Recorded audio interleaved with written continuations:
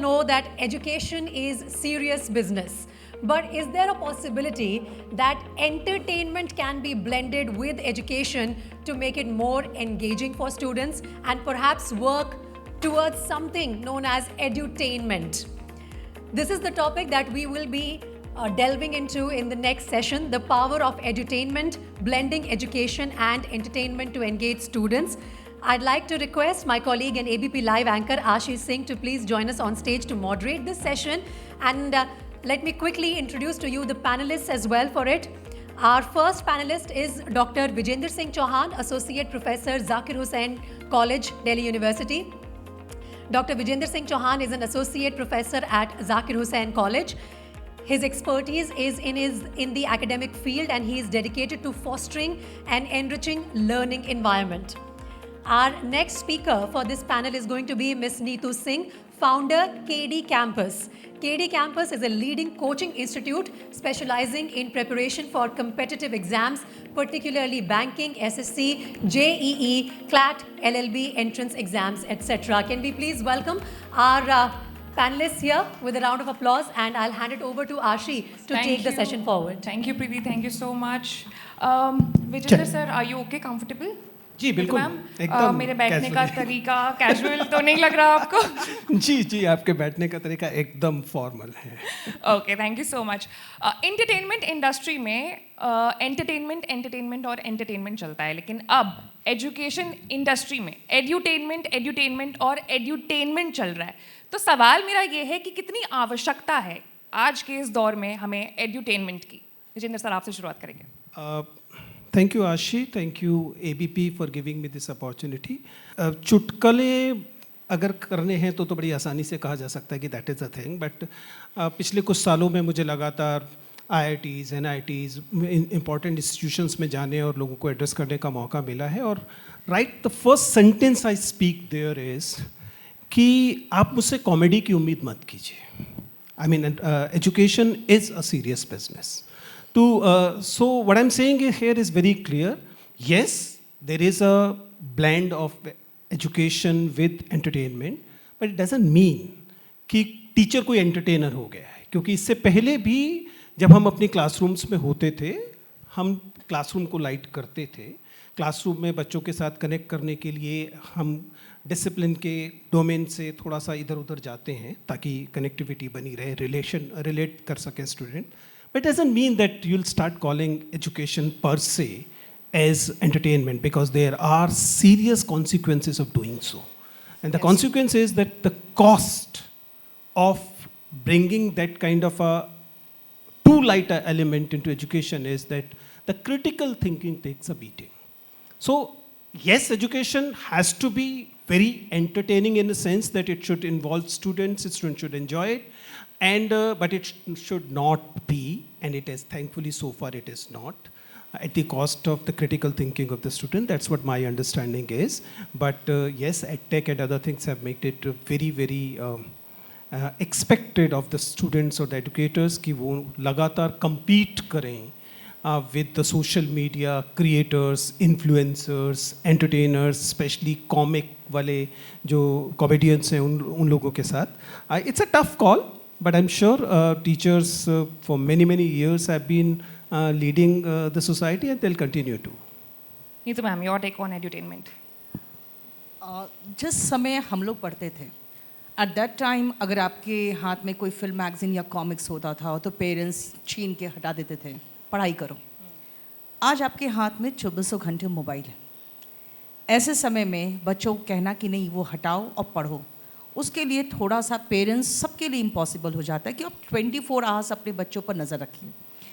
तो एजुकेशन को थोड़ा सा एंटरटेनिंग बनाना बहुत ज़रूरी है, क्योंकि हम लोग क्लासेस लेते हैं 2-2 घंटे लगातार. बच्चों के लिए बहुत मोनोटोनस हो जाता है अगर उनको वो पढ़ाते रहिए तो बीच बीच में कुछ ऐसे चिट्स आ जाते हैं या कुछ ऐसा क्वेश्चन आ जाता है जिसमें आप बच्चों को थोड़ा एंटरटेन कर लो. और एक बहुत सीरियस वो जो हमारे समय में एक खड़ूस टाइप के जो टीचर्स का हम लोग के वो खौफ है दिल में, वो चीज़ मैं नहीं चाहती हूँ बच्चों में हो. जैसे एक स्टूडेंट ने एक चिट भेज दिया कि आई लव यू कौन सा टेंस. अब क्लास में टीचर्स ये सब चीज़ों पे डांट देते हैं। मैंने कहा ये तुम्हारे लिए फ्यूचर इम्पॉसिबल टेंस है। तो इस तरह के जवाब से माहौल भी लाइट हो जाता है। और हमारे पास जो पढ़ने वाले बच्चे आते हैं, आपको पता है वो जवान हो रहे होते हैं, उनमें हार्मोनल ऐसे भी बहुत मस्त तबाही मची रहती है उनके माइंड एंड बॉडी के बीच में। अब उसमें हम भी एक तबाही में शरीक हो जाए कि भाई हम खड़ूस टीचर्स हैं और हम तुम्हारी ज़िंदगी को बर्बाद करने आए, और नहीं पढ़ोगे तो ये हो जाएगा वो हो जाएगा। उनको लाइट माहौल में पढ़ाइए, वो ज़्यादा अच्छा परफॉर्मेंस देते हैं रादर दैन आप उसको बहुत डरा धमका के पढ़ाइए और हमेशा खौफ में रखिए। They are just budding. अब उनको माहौल ऐसा दीजिए कि वो आपसे अपने प्रॉब्लम्स भी डिस्कस करें, क्योंकि कई बार उनके लाइफ में ऐसे खतरनाक प्रॉब्लम्स होते हैं जो सुन के डर लग जाता है कि इसके लाइफ में होगा क्या। तो वैसे कंडीशन में एज लोकल पेरेंट कह सकते हैं, हम लोग लोकल गार्जियन के रूप में हम लोग उसको प्रोटेक्ट भी करते हैं। अगर ज़रूरत पड़ता है तो पुलिस का हेल्प भी लेते हैं, लेकिन पुलिस में केस भी रजिस्टर ना हो ये भी चीज़ देखते हैं। तो हर तरह से उनको समझाना और बचाना भी है और पढ़ाना भी है, क्योंकि अभी के जो उनकी गलतियां हैं उनके भविष्य में बहुत भयानक प्रॉब्लम्स क्रिएट कर सकते हैं। We can understand that marriage के उनके मैरिड लाइफ भी ख़राब हो सकते हैं। तो हम कोशिश करते हैं उनको एंटरटेन भी करें, एजुकेट भी करें, उनको प्रोटेक्ट भी करें, एंड एक उनको ऐसा माहौल दे जहाँ पे वो अपने प्रॉब्लम्स जो बहुत सीरियस प्रॉब्लम्स भी हो सकते हैं हमें बता सकें, और हम उसे किसी से डिस्कस नहीं करेंगे, वो विश्वास भी हो उनको। ओके नीतू मैम इंग्लिश बहुत अच्छा पढ़ाती हैं, तो मेरा एक सवाल नीतू मैम आपसे है कि हम भारत में रहते हैं और यहाँ पर आजकल जो पेरेंट्स हैं वो अपने बच्चों को बहुत ज़्यादा फोर्स करते हैं इंग्लिश लिखना अच्छा वो सीखे, वर्बल इंग्लिश उनकी अच्छी हो, लेकिन ये चीज़ हिंदी के लिए हम नहीं देखते हैं। अगर आप देखो तो माँ मुझे आम खाना है तो माँ डांट देती है कि आम नहीं मैंगो बोलो। ये प्रेम हिंदी के लिए आखिर क्यों हम डेवलप नहीं कर पा रहे हैं? हिंदी तो दिल से निकलता है, हिंदी के लिए प्रेम डेवलप करने की ज़रूरत नहीं है, वो तो ऑलरेडी है ना, हमारे खून में ही है, हमारी संस्कृति में है। और इतनी ही मीठी बोली है कि आप हर रीजन में जाओ तो अलग अलग मिठास हिंदी में घोल के वो अपना रीजनल लैंग्वेज बना चुके हैं। Hindi is something that is in our mind, in our soul, in our heart. As far as English is concerned, English इसलिए भी ज़रूरी है क्योंकि आप एक भी प्राइवेट जॉब देख लो, they won't entertain you if you are not good at English. ये सबसे पहले तो उनकी रिक्वायरमेंट होती है कि आप फ्लुएंट होना चाहिए इन इंग्लिश। दूसरी बात है, जितने भी कॉम्पिटिटिव एग्ज़ाम्स देख लो आप, उसमें इंग्लिश बहुत ही इम्पॉर्टेंट है। जैसे मैं जब मुखर्जी नगर आई हूँ तो सबसे पहले मेरे पास वही यूपीएससी के बच्चे आए थे जो कंपल्सरी इंग्लिश में फ़ेल होते थे। और आप एसएससी के एग्ज़ाम्स देखिए, एसएससी में सारे एग्ज़ाम्स में इंग्लिश बहुत ही इम्पॉर्टेंट है। तो मुझे महसूस होता है कि आप अगर हिंदी की बात कर रहे हैं तो हम लोग 4-5 स्टेट्स को छोड़कर अगर आप आगे जाएंगे तो हिंदी कहीं पर भी वो उनका लोकल डायलेक्ट नहीं है। और English is a very easy language. मुझे समझ में नहीं आता इसे हवा क्यों बनाए रहते हैं। और दूसरी बात ये, जो पेरेंट्स अपने बच्चों को मैंगो और बनाना ये सब करते रहते हैं वो बहुत इडियोटिक लगती है मुझे। तो आप वो चीज़ें ज़रूरी नहीं कि बचपन में ही उनको हर फल का नाम आपको इंग्लिश में बोलना है, ये ज़रूरी नहीं होना चाहिए। Hindi is a very important part of our life. English is equally essential if you want to flourish in your field, whether it is private or government jobs. Vijendra sir, आप इंटरव्यूज़ लेते हैं तो ऐसा क्या होता है कि जो लोग English as a language opt करते हैं उन्हें ज़्यादा कुछ फ़ायदा होता है, ज़्यादा तवज्जो दी जाती है? वेल देखिए, अगर व्यक्तिगत तौर पे देखा जाए तो सामान्यतः तो ये चॉइस होती है। स्टूडेंट जो है चुनते हैं कि वो अपने साक्षात्कार का क्या माध्यम रखेंगे, हिंदी रखेंगे या अंग्रेजी रखेंगे। सबसे ज़्यादा दिक्कत पता है कहाँ से आई है जी, ये जो बीटेक वाले लोग हैं ना। कितने लोग बीटेक वाले हैं? Please raise your hand. अच्छा, थैंकफुली यहाँ पे टीचर्स ज़्यादा हैं, जहाँ स्टूडेंट होते हैं वहाँ 70% बीटेक वाले होते हैं। इन लोगों को पहले तो ये जेई में फेल हुए, टियर 2 टियर 3 में पहुँचे, उसके बाद ये लोग को गलतफहमी ये बताई गई कि आपका मीडियम अंग्रेजी है, आपको अंग्रेजी आती है, जो उन्हें नहीं आती। हिंदी में वो पढ़ते नहीं है इसलिए वो मानकर चलते हैं कि हिंदी उन्हें नहीं आती। तो उनको एक फॉल्स सेंस ऑफ एसोसिएशन होता है कि they know English and their English is miserable. जबकि यूपीएससी ये विकल्प देता है कि अगर आप चाहें तो आपने अंग्रेजी में भले परीक्षा दी है, आप हिंदी में अपना इंटरव्यू दे सकते हैं, और हिंदी में इंटरव्यू देने वालों के अंक औसतन अगर अंग्रेजी के औसत से देखें तो कम नहीं होते, सामान्यतः उतने ही होते हैं। अगर आप घटिया अंग्रेजी बोलते हैं तो अंग्रेजी वाले घटिया नंबर देंगे, और घटिया हिंदी बोलते हैं तो हिंदी वाले घटिया नंबर देंगे। तो मीडियम से बहुत बड़ा अंतर पड़ता है ऐसा नहीं, but then problem lies in the society. I am a Hindi teacher, ठीक है, मैं हिंदी पढ़ाता हूँ अपने विश्वविद्यालय में और सालों से पढ़ा रहा हूँ, और उसके आधार पर बता रहा हूँ कि हमारा समाज एक डाइग्लॉसिक समाज है। डाइग्लॉसिया एक लिंग्विस्टिक्स का शब्द है, सोशल लिंग्विस्टिक का, जिसका मतलब होता है कि we have always been a society where more than one language was spoken and the two languages were not at par in terms of reputation. हम इन दो भाषाओं का रुतबा कभी भी एक जैसा नहीं था।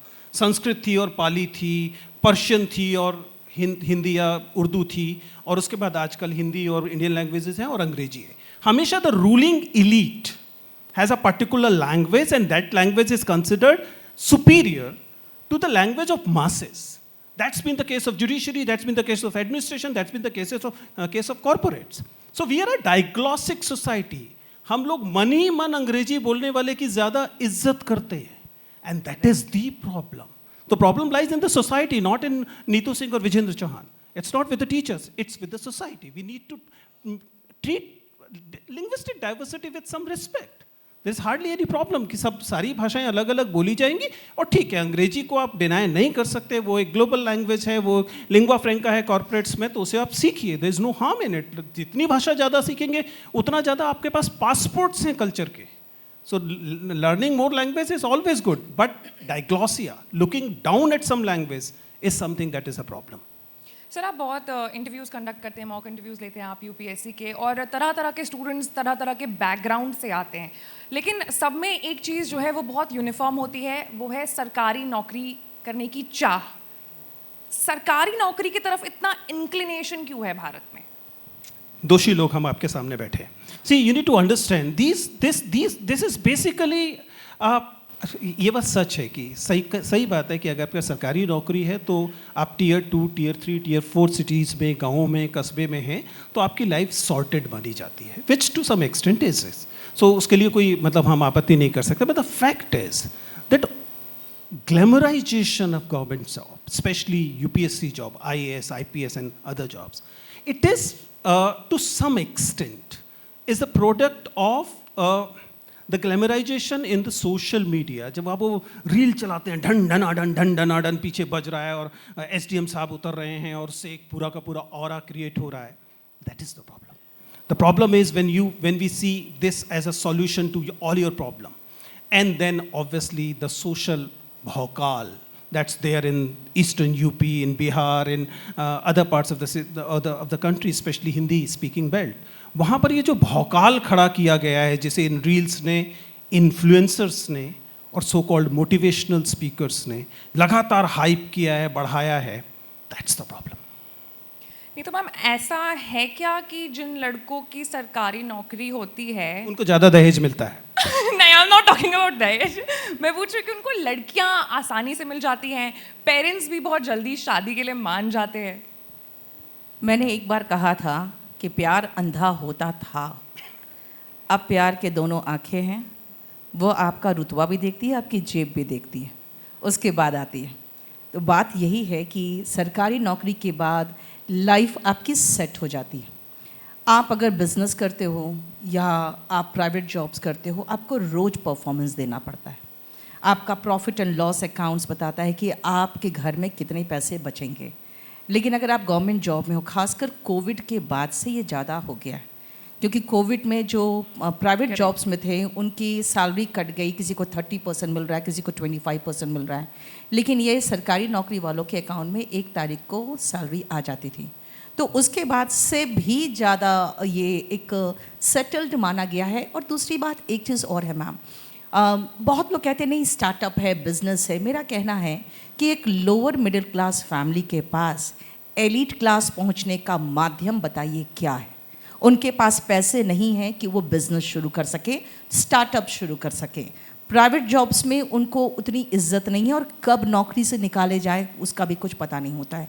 तो उनको एक सेटल लाइफ जिसमें घर में एक फिक्स्ड आमदनी आती रहे, उसके लिए उनके पास सिर्फ एक ही चारा बचता है, वो है सरकारी नौकरी। तो ये लाइफ सेट करता है। कई बार मैं मानती हूँ कि नहीं, ये ज़रूरी नहीं कि वो बहुत दिखावा करना चाहते हैं, इसीलिए किसी लड़के की सरकारी नौकरी लग जाती है, उसकी बहन की भी शादी हो जाती है। तो इसीलिए ये ज़रूरी है कि एक लड़का सेटल्ड हो जाए तो घर पूरा सेटल्ड हो जाता है, माँ बाप चिंता से मुक्त हो जाते हैं, बहन की शादी हो जाती है। ये सब चीज़ें हैं जो हमारे मिडिल क्लास समाज में बहुत प्रचलित है। तो ये कोई बहुत बड़ी चीज़ नहीं है कि हम लोग बहुत दिखावा करना चाहते हैं इसलिए हमें सरकारी नौकरी चाहिए, ऐसा नहीं है। मैम, एबीपी लाइव के स्मार्ट एड कॉन्क्लेव में हम बैठे हैं, और क्योंकि अगर स्मार्ट एड की बात हो रही है तो हम एआई भूल नहीं सकते हैं। मतलब मैं आपसे जानना चाहूँगी as a teacher, as a mentor, कि आपको क्या लगता है एआई के बारे में, कि क्या ये आने वाले समय में बच्चों की जो सोचने की क्षमता है, उनकी क्रिएटिविटी है, उसको कहीं ना कहीं डैमेज करेगा, या क्या और बात है?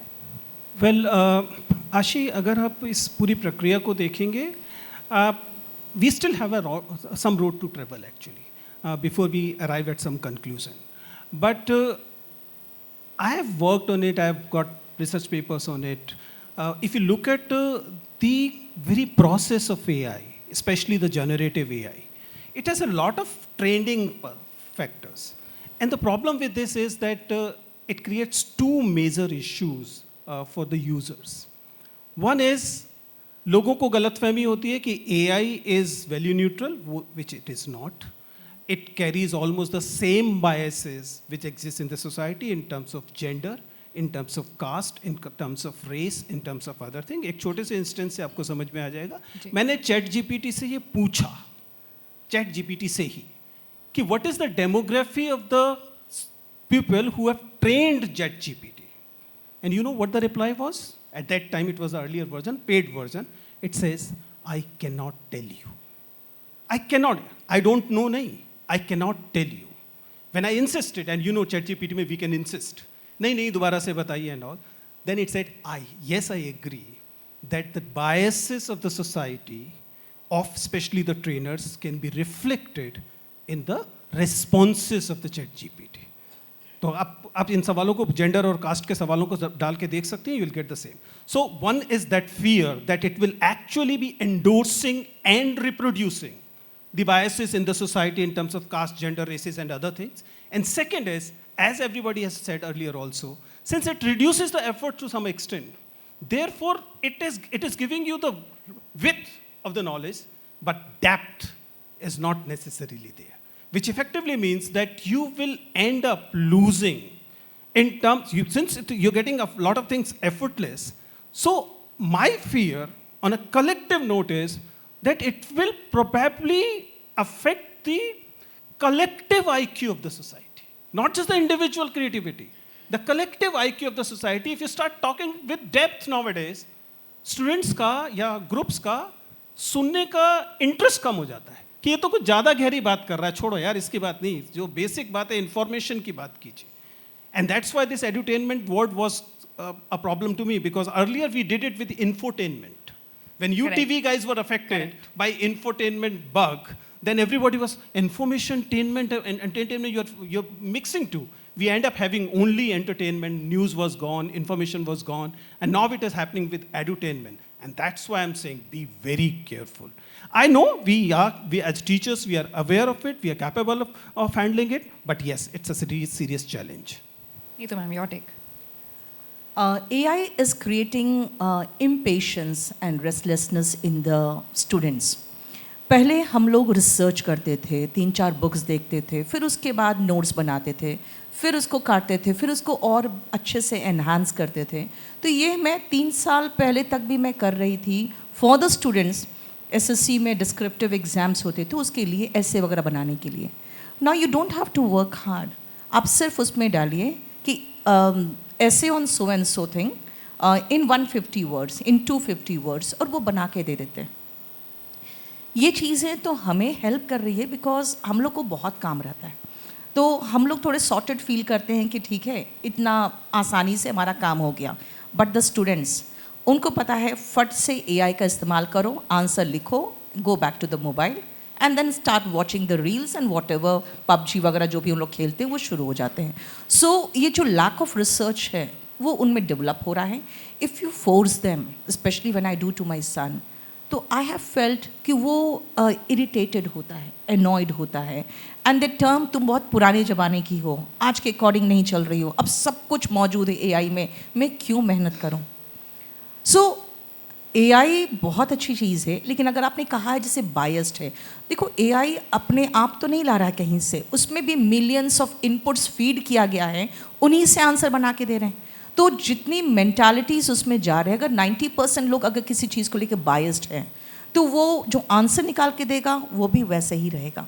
AI is not creating its own answer, उसको भी फीड किया गया है, एंड फ्रॉम दोज थिंग्स वो अपना आंसर बनाते हैं. तो ऑफ कोर्स AI के अपने प्रॉस एंड कॉन्स हैं.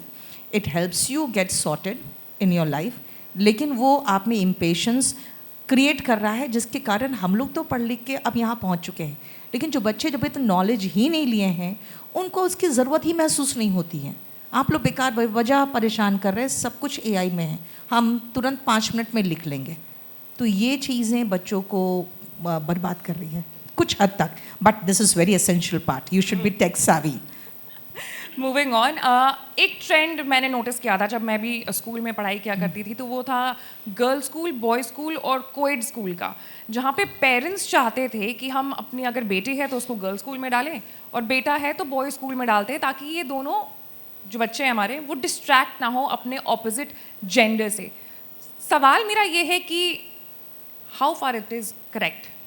Well, I've been asking this question for almost every candidate who's coming either from LSR or from IP College or Miranda House. I mean, whenever I'm in this mock interview things and the student is coming from for example, an LSR, तो मैं उससे ये सवाल पूछता हूँ कि ये आपने एक जनाना डब्बा क्यों तैयार कर रखा है 2024-25 में नेशनल कैपिटल में.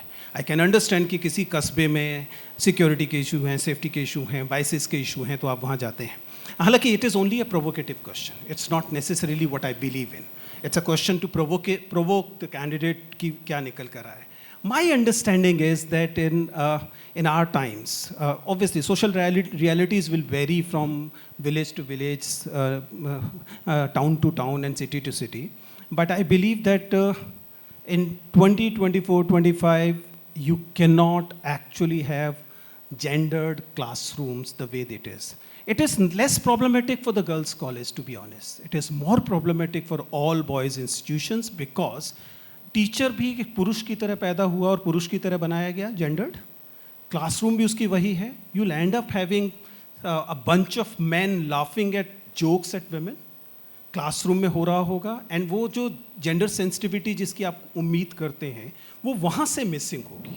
और फिर वो बाद में जब उस दुनिया में जाएंगे, जिस दुनिया में वो पति बनेंगे, को-वर्कर बनेंगे, they will carry the same biases, same misogynist behaviour. And ऐसा करना अंततः औरतों की ज़िंदगी और मुश्किल बनाएगा. And that's why in all aspect of educational institutions I say it has to be inclusive. This is the reason why I have been always in awe with Neetu Singh. The way, I mean, this industry is a misogynist industry. If you start recalling how many educators in the coaching industry you recall are women, are Dalit, are tribals, you'll realize they are very few. Neetu Singh is one of those.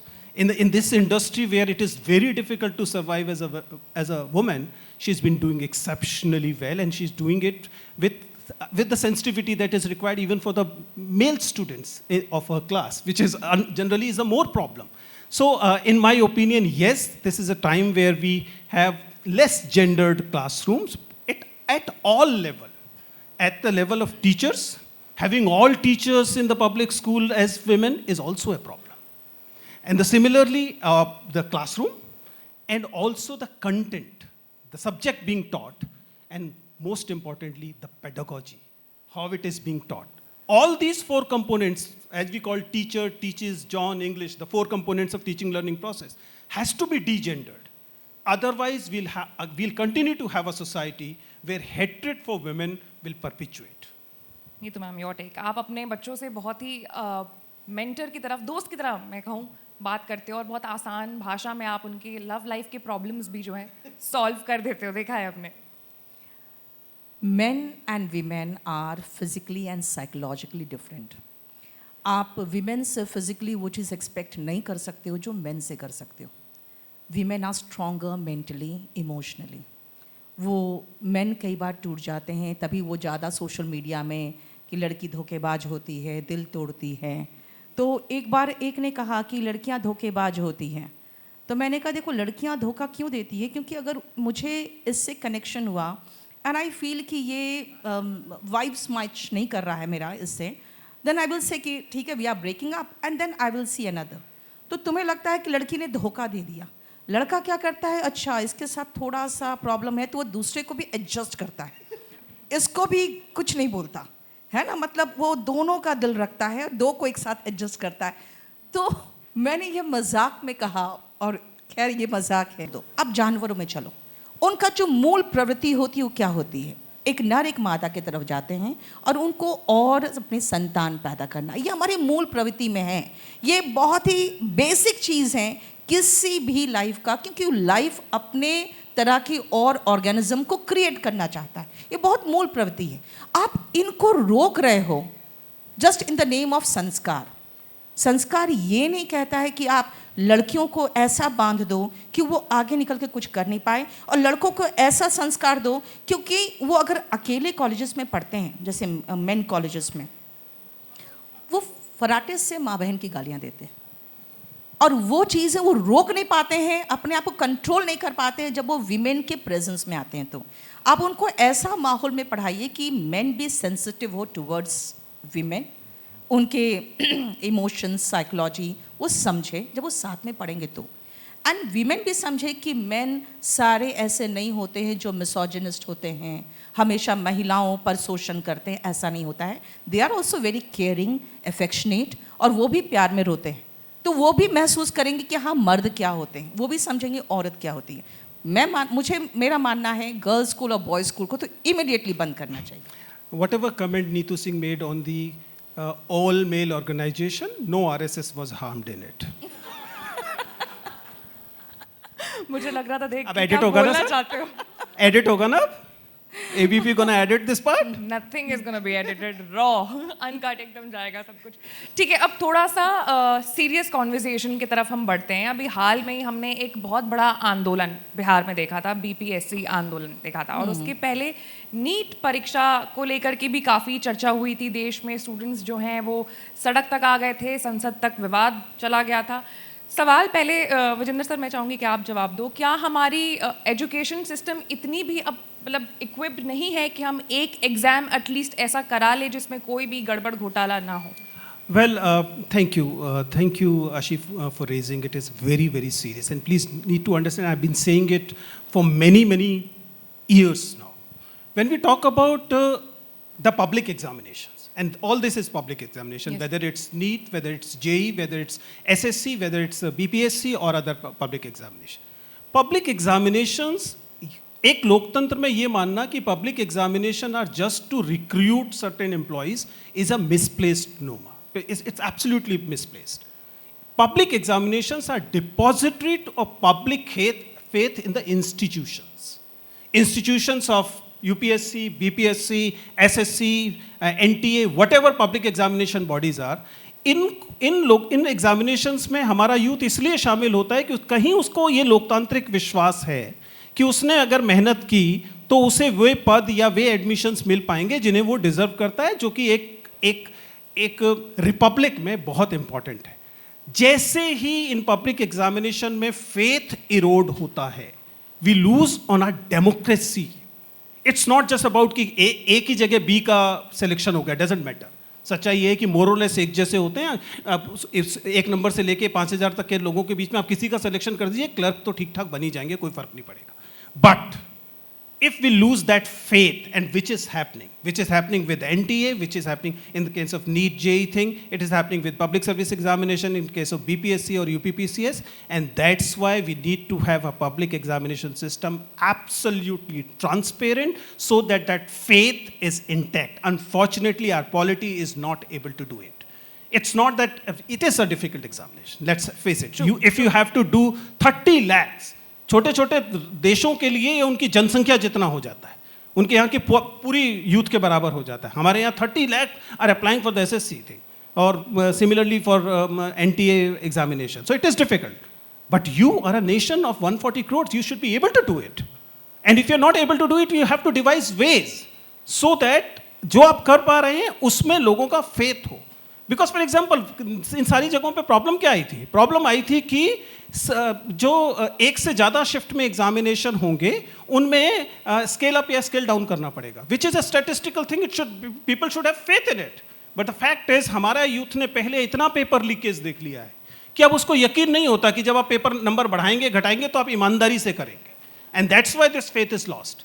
And that's why I'm saying it is you are the custodian of public faith in the democracy, and you have to do it. For that you need to have fair appointments in the public service commissions. अगर आप ये देखकर लोगों को appoint करेंगे कि ये कौन सी पार्टी से आ रहा है, कहाँ से आ रहा है, you'll have inefficient people leading the public service commissions. And in that case, you'll be facing these troubles. So in my opinion, this is a very important thing that we keep the faith of youth intact in these institutions, which is at stake at the moment. Neetu ma'am, आप जिन बच्चों को पढ़ाती हैं वो भी हैं सरकारी exam की तैयारियां कर रहे हैं. फेथ की बात की विजेंद्र सर ने, तो मैं ये जानना चाहूँगी कि क्या बच्चों का फेथ अभी भी है ऐसे परीक्षा कराने वाले संस्थानों में, या फिर अब वो प्राइवेट नौकरियों की तरफ जाना चाहते हैं? उनका टेक क्या है यूथ का? बच्चे मजबूर हैं, वो फेथ लूज़ कर रहे हैं, लेकिन वो मजबूर है क्योंकि उनके पास ना प्राइवेट जॉब्स है, ना बिजनेस करने का पैसा है. उनके पास मजबूरी है कि वो सरकारी नौकरी में उनको जाना ही है. अभी हाल में एसएससी का हम लोगों ने ट्विटर कैंपेन किया, बहुत कुछ बोला, एसएससी ने बिल्कुल नहीं सुना. फिर हम लोगों ने सब टीचर्स ने हम लोगों ने कंट्रीब्यूट किया, हम लोग कैट चले गए. पहले ही डेट में जज साहिबा ने ये कहा एसएससी को लताड़ लगाते हुए कि आपसे एक एग्ज़ाम ठीक से कंडक्ट नहीं होता, हमारा वर्कलोड बढ़ाते हैं. और उसी दिन उन्होंने ये ऑर्डर पास किया और बेसिकली एसएससी को बैकफुट पे आना पड़ा. बैकफुट पे आकर उन्होंने 1100 और बच्चों को उन्होंने इंक्लूड किया. एक सेंटर जहाँ पे जो डिसेबल्ड लोग थे उन्होंने एग्ज़ाम दिया था, उसमें सीरियली रोल नंबर्स सेलेक्ट हुए थे. सीरियली हम लोगों ने ये आवाज़ कुछ टीचर से नहीं उठाना चाहा कि नहीं मैम देखिए डिसेबल्ड है. मैंने कहा आप ये नहीं समझ रहे हैं, ये डिसेबल्ड नहीं है, ये डिसेबल्ड का जो सीट्स है ना वो खाने वाले लोग हैं, क्योंकि इन्होंने इतने मार्क्स ऑब्टेन कर लिए हैं सब अपने स्क्राइब बिठा के कि अगर ये लास्ट मोमेंट में अगर ये ब्लाइंड का सर्टिफिकेट नहीं दिखा पाएंगे तो भी इनका सिलेक्शन हो जाएगा, क्योंकि ये इतना कर लिए कि अनरिजर्व कैटेगरी के उन्होंने कट ऑफ को क्रॉस कर लिया है. और उसके बाद एसएससी का जवाब क्या था कि नहीं, हम लोगों ने कुछ ऐसे भी कैंडिडेट्स देख लिए जो एलिजिबल ही नहीं थे, 32 इयर्स के. उनका कहना था कि नहीं हम लोगों ने ज़्यादा बच्चे इसलिए ले लिए हैं कि वो तो छटेंगे ही. भाई आपने उन 800 बच्चों को इंक्लूड करने के चक्कर में कितने ऐसे बच्चे थे जो मार्जिन पे थे, जो सेलेक्ट नहीं हो पाए थे. तो कुछ मार्जिन वाले बच्चे भी इंक्लूडेड हुए थे ये 1100 बच्चों में. फिर मतलब मुझे महसूस होता है कि आप बीपीएससी या एसएससी कोई सास की भूमिका निभा रही है कि हमेशा प्रॉब्लम क्रिएट ही करना है. अभी एक टाइपिंग टेस्ट हुआ है, 2000 की डिप्रेशंस का होना था, उनका पैसेज हमें लगता है कुछ नहीं 5-7 हज़ार लेटर्स का पैसेज था. और बच्चे फ्रस्ट्रेटेड हो गए, उनको समझ में नहीं आया कि ये करते जा रहे हैं, ख़त्म ही नहीं हो रहा है. फिर उन्होंने उसको कैंसिल किया है, फिर आगे उनका री एग्ज़ाम कराने वाले हैं टाइपिंग टेस्ट का.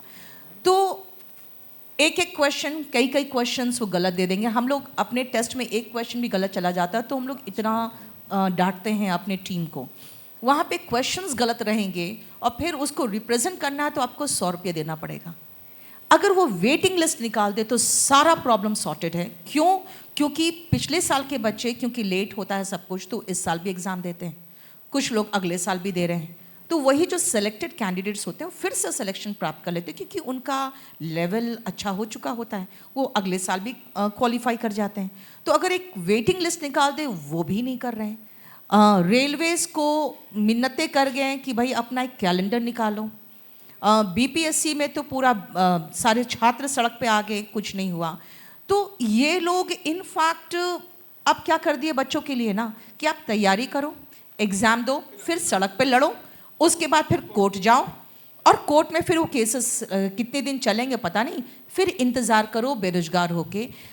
मैम ये फ्रस्ट्रेशन एंड सुसाइड्स क्रिएट कर रहा है हमारे बच्चों के बीच में, वो उनका मेंटल हेल्थ खराब हो रहा है। और ये हमारे यूथ है। और आपको बता दें, मैक्सिमम बच्चे इसी लेवल के हैं, क्योंकि कितने लोग एलीट क्लास हैं और कितने लोग हाई सोसाइटी से आते हैं, ये बताइए। भारत की जो अधिकतर जनसंख्या है वो ऐसे ही बच्चों से भरी पड़ी है, ऐसे छात्रों से भरी पड़ी है। इनके पास सिर्फ एक ऑप्शन होता है, वो एक सरकारी प्यून की भी नौकरी चाहते हैं, बस मिल जाए, क्योंकि उनके घर में कम से कम 2 टाइम का खाने का जुगाड़ हो जाएगा, उसकी अच्छी शादी हो जाएगी, घर बस जाएगा, उसकी बहन की शादी हो जाएगी। मैम, छोटा परिवार, एक छोटे जो मिडिल क्लास और लोअर मिडिल क्लास वाले होते हैं, इसके ऊपर के सपने नहीं देखते, और इनके ये भी सपने पूरे नहीं होते। That is something a very important point, but please understand that what we have done with this whole process is that we have killed the diversity of dreams. Society should have diverse dreams, but unfortunately our dreams are now so polarized, so canonized to 1, 2, 3, 4, 5 dreams that these dreams have become larger than life. Otherwise, what it is just a government job. But it has become such a dream that it has become a matter of life and death, because there are very few dreams left in this society. बाकी तो diversity of dream is taken a beat. और जो विकल्प बचे भी हुए हैं, जो स्टार्टअप के नाम पर, इसके नाम पर, they are almost, as ma'am said, reserve हैं वो केवल कुछ हैव्स के लिए. So basically it has, और वो सब it is a bubbles result की of the तरह आप disparity फूट रहे thing. हैं, अब वो बबल्स दिख रहे हैं, फिजल आउट कर रहे हैं सब। अच्छा, एजुकेशन इंडस्ट्री जो है और अब अपना जो पॉलिटिकल सिस्टम है वो कहीं ना कहीं साथ साथ चल रहा है। मतलब ऐसे कई छात्र आंदोलन हुए हैं जिन्होंने सरकारें गिरा दी है। कुछ टाइम पहले लैटरल एंट्री पर भी बात हो रही थी। मैं बस आप दोनों का ओपिनियन जानना चाहती हूँ लैटरल एंट्री पर। Well, see, when you say lateral entry, लगता ऐसा है जैसे कि बहुत डेमोक्रेटिक तरीके से बहुत सारी जगह से, इंडस्ट्री से लोग आएंगे और ब्यूरोक्रेसी में आएंगे. If you look at the, please ask what happened in the last few batches of lateral entry. See, if you ask for evidences, I'll not be able to give for obvious reasons. But these are more or less installs of the corporates in the policy making. That's been the truth. You ask any senior bureaucrat, I've been privy to these talks, they'll tell you, sir, वो सारे के सारे joint secretary के ऊपर आते हैं, they're on the double payrolls. They're on the double pay. They're basically lobbying, becoming legitimized on the basis of lateral entry. If you ask to prove me, I'll not be able to, because obviously that's a very difficult thing to prove. But the fact is, lateral entry has this problem. In my opinion, public examination has to be more sanitized, better. That's the better way of doing it. You can always have a spoil system. कौन रोकता है आपको OSD बना के बुला लीजिए, lateral entry की क्या जरूरत है? आप OSD करोगे, बुलाते ही ना. With every minister, you will got at least 40 to 50 people who are came as a OSD. You can continue doing so. Why do you need to have them through UPSC, given a joint secretary thing, and then they'll ask for Gadi Bangla in the Lutyens? Why? नहीं तो ma'am, your take. I am against this lateral entry, क्योंकि वो आते हैं, they come at the top and they are there to only make certain decisions and then they go. तो I feel like this is something wrong that is happening. आखिरी सवाल आज शाम का मेरे तरफ से, हमारे नेताओं का पढ़ा लिखा होना कितना इम्पोर्टेंट है? दोनों से जवाब चाहूँगी मैं. Well, if you're expecting me to say that they have to be graduate, they have to be postgraduate, our polity taught us that people who have learned from the grassroots have outperformed people who have come from Harvard and other places. So I'm not really a great votary of having essential qualifications for all leaders and netas. But see, what has happened in society, हमारे यहाँ नेताओं को एक favorite punching bag बना रखा है. लगता है जैसे इस दुनिया की, इस देश की सारी समस्याओं की जड़ ये है कि नेता करप्ट है, जैसे कि बाकी सब दूध के धुले हुए हैं, which is not the case. In my opinion, नेता अगर वो काम ठीक से कर रहे हैं जिसके लिए वो हैं, that is representing the people, if they're doing it that well and honestly, and there is a diversity in this political class, then we do not need essentially very high qualified IITs and IIM people, because IIT IIM वाले सब कुछ ही अच्छा कर रहे होते तो हमारे corporate की हालत भी तो इतनी बुरी नहीं होती ना जितनी अब है. So I'm not a great votary of certification per se, but yes, they should be capable of handling the responsibilities that's been given to them as representative of people at all three levels. मेरे ख्याल से qualification ये होनी चाहिए कि बिना कोई पंचायत का लीडर बने विधानसभा में ना आए, बिना कोई विधानसभा में एमएलए बने हुए एमपी ना बने. That should be the qualification rather than कि आपके पास आईआईएम आईआईटी की डिग्री होनी चाहिए. फिर तो सारे कोटा वाले ही पहुंचेंगे ना. Neetu ma'am, your take. एक डिफरेंस तो होता है डिसीजन मेकिंग में. ये आपके लीडर्स आपके समाज से आना चाहिए, जो आपके समाज की ग्रास रूट प्रॉब्लम्स को समझें. अगर एक महिला आ रही है उन महिलाओं के बीच में से जहाँ पे महिलाएं प्रताड़ित है और उनको अपने घर में भी कोई डिसीजन लेने की क्षमता नहीं है, तो वो मुझे लगता है वो बेटर अंडरस्टैंड करेगी वो उन समाज के प्रॉब्लम्स को. जहाँ पे पीने का पानी नहीं है, पहले वो जो नेतागण आएंगे वो पहले पीने का पानी का इंतज़ाम करेंगे, क्योंकि वो झेल चुके हैं. तो मुझे लगता है समाज से लीडर्स आना चाहिए. ज़रूरी नहीं कि कोई उनमें एजुकेशन बहुत अच्छी एजुकेशन हो, लेकिन हाँ थोड़ा बहुत तो पढ़ा लिखा होना चाहिए. क्योंकि अगर आप देखते हो एक प्यून की नौकरी में भी लोग चाहते हैं कि कम से कम 8वीं 9वीं तो पढ़ा हो. तो इसीलिए नेताओं को एटलीस्ट इतना तो पढ़ा होना चाहिए कि जब आप बैठ के अपने ही डिपार्टमेंट में अपने आईएएस ऑफिसर से बात कर रहे हो तो कम से कम वो भी नहीं समझे कि यार ये कौन आ गया है हमारे ऊपर बैठ के हमारे एमपी और एमएलए के रूप में. दूसरी बात है कि एक और चीज़ जो ट्रेंड है वो बंद होना चाहिए कि फिल्मी दुनिया के या कोई बहुत बढ़िया गायक हो या बहुत बढ़िया अभिनेता है इन्फ्लुएंसर्स एंड टीचर्स उनको उठाएं और उठा के आके एमएलए और एमपी का टिकट दे दें किसी भी क्षेत्र से जहाँ के वो जनता से भी वाकिफ नहीं है, जहाँ के प्रॉब्लम से भी वाकिफ नहीं. Again no Manoj Tiwari is hurt. Oh my God. Okay, so we have Vijayendra Chauhan and Neetu ma'am in the house today, and मैं पब्लिक से पूछना चाहती हूँ कि कोई सवाल है आपके पास तो एक एक करके प्लीज़ आप पूछ लीजिए. Good evening, sir. Good evening, ma'am. It was a very insightful session. I am Shriyam from ABP. We just stopped on this influencers as teachers thing, so my question is related to that only. Myself, I have been grown up in a educational background only, in a way that my mother, everyone in my family was from the educational background and some or the other way. So lately, especially after COVID, I have realized that all the students, maybe they are doing some professional course or even the school students or the college students, they are seeking a lot of their study time from YouTube. So AI has come afterward. Even before that, YouTube has taken over the coaching industry of India. So I wanted to ask, you have a well-established coaching with a YouTube presence, and sir, of course, have a well-established YouTube presence. But for smaller coaching institute, especially the local ones, they are facing a lot of issue because of that.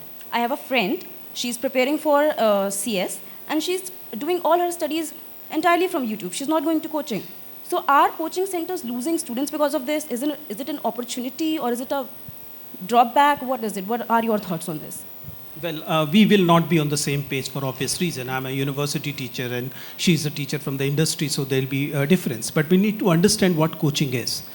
Coaching industry actually came up because our formal education system failed in delivering what it was supposed to deliver. That's the thing. So coaching in itself, the entire industry, is वो अपने आप में एक आपद धर्म की तरह आती है. क्योंकि हमारे फॉर्मल एजुकेशन सिस्टम वो डिलीवर नहीं कर पा रहा था, वो स्किल्स नहीं दे पा रहा था, वो कॉम्पिटिटिवनेस नहीं दे पा रहा था स्टूडेंट्स को, तो उस गैप को फिल करने के लिए एक पूरी की पूरी इंडस्ट्री इमर्ज होती है, पूरा कोटा, पूरा मुखर्जी नगर उस चीज़ से इमर्ज होता है. सो इट्स नॉट समथिंग, ऐसा नहीं है कि कोई हमें इस इंडस्ट्री के नुकसान पर मरसिया पड़ना चाहिए. अगर ऐसा होता है तो इसका मतलब है कि हमारा formal education system is becoming robust, which is a nice thing. But is it because of the YouTube?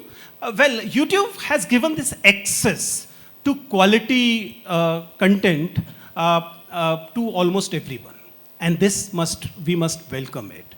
लेकिन जो structured learning institutions provide करते हैं, जो object oriented तरीके से, क्योंकि अल्टीमेटली प्रॉब्लम ये तो कभी भी नहीं थी ना कि कंटेंट उपलब्ध नहीं है.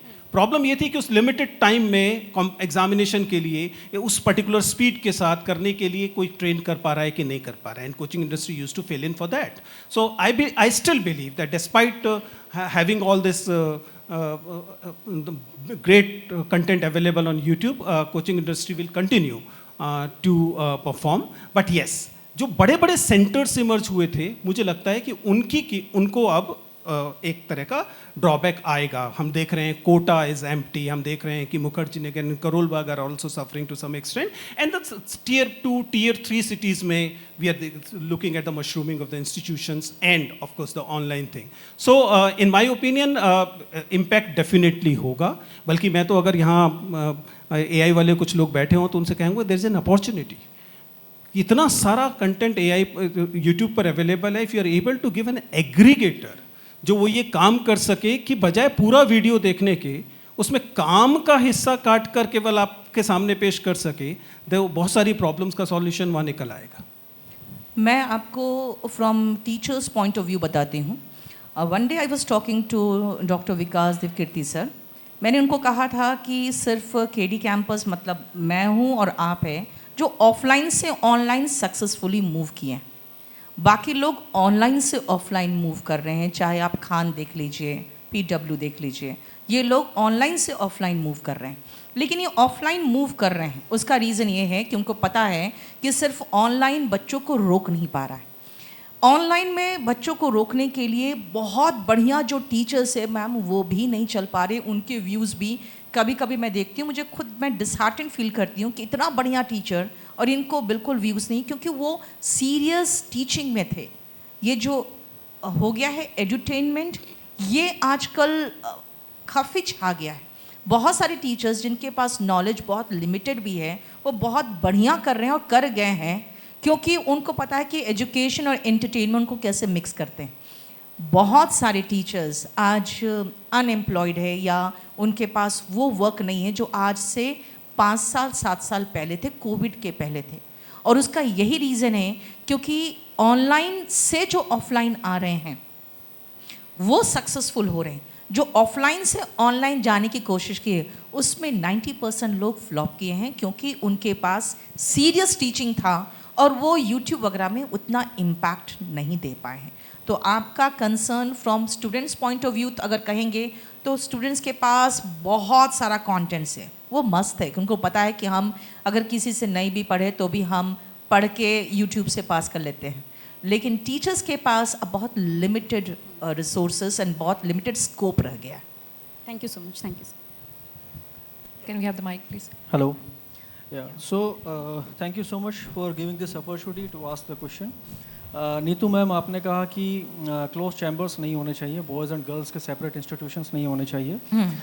आपने कहा कि लड़के खुल के गाली गलौज करते हैं।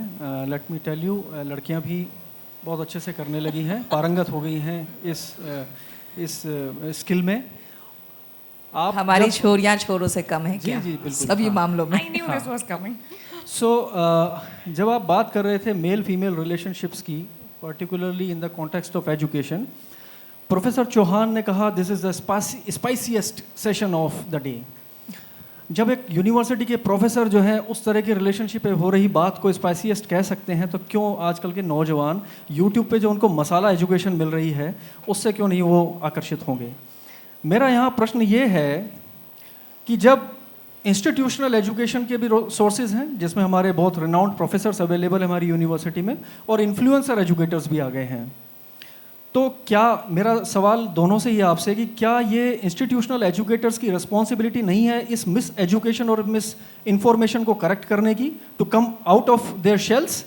Number 2, are the institutional teachers shy और maybe untrained or ill-trained for this new era of education? That's my question. Thank you. Well, question primarily is directed to me, so I'll respond to it in the sense. Why? Because I'm an institutional teacher rather than a teacher from the industry.